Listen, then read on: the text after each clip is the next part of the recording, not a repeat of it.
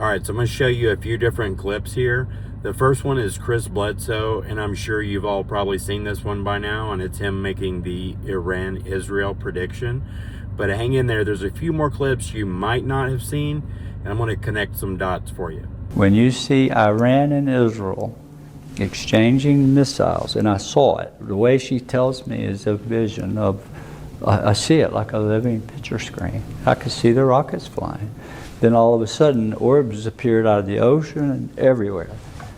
And I told the government, if this happens, the orbs are going to appear and wake people up and stop it. That's what she told me. Exact alignment will happen in 2026 at Easter. What will happen? The star will, the alignment she told me about, that the star of Regulus would be on the horizon in front of the Sphinx. At that moment, there'd be a new knowledge. Well, I had no idea if this was even possible, but these astronomers run it through the machines and it comes out that that star is going to come up on the horizon in Easter of 2026. Yeah. Easter of 2026. The year 2026. I gave them the specific time. The Star of Regulus over the Sphinx. Does that sound familiar? Seems like I've seen it somewhere before. Oh yeah, it's the Space Force logo.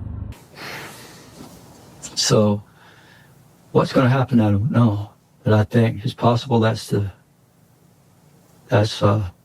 return of Christ. Yeah. Or the lady and the whole heavenly host living with us, Jesus. That's the first time I've ever said that in my life, publicly. This is Carol Rosen. She was Wernher von Braun's assistant. And listen to what he told her. I was introduced to the late Dr. Wernher von Braun in the U.S., the father of rocketry. In my first meeting with him, during that first 3.5 hours, he said to me, Carol, you will stop the weaponization of space.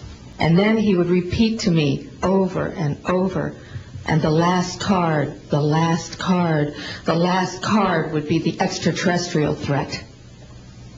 Well, at the time, I kind of laughed when he said asteroids, and when he said extraterrestrials, I knew I wasn't going to deal with that subject. And now we hear on the news just today, this week, that they've slid in another enemy. Only this time we're going to protect our satellites. In other words, we have to have some reason to spend these trillions, to waste these dollars on a space-based weapon system, and they're all lies. And just in case you haven't seen it, here's Wernher von Braun's tombstone, Psalms 19:1. This is Joe McMonigle. He's a longtime CIA remote viewer. Listen to this little back and forth. I got this feeling it's in my gut as a viewer, remote viewer. I'm feeling some big discovery is coming down the pike. There's some things happening in Egypt this year that I have to keep confidential, but I've heard rumor that there are more than one thing happening. There's 2 or 3 things happening simultaneously that's going to be revealed this year that may change the history of humanity. I've been approached by more than one person on 2 different projects, all involved with the Egyptian government, and so they have something they're going to reveal, and I have an idea what it is. But it's not one thing, it's more than one. Yeah. So it's all coming this year. It's crazy. And that big discovery is we're being watched very carefully to see what we do with it. And if we do the same thing, we just say, okay, we can, let's do it. Reaching a point where we may figure out that multidimensionality is a way to jump from star to star. You disappear out of this reality, you reappear in it in some other place. And if we're still considered to be children playing with matches, which we are when it comes to atomic energy. So what happens when that occurs?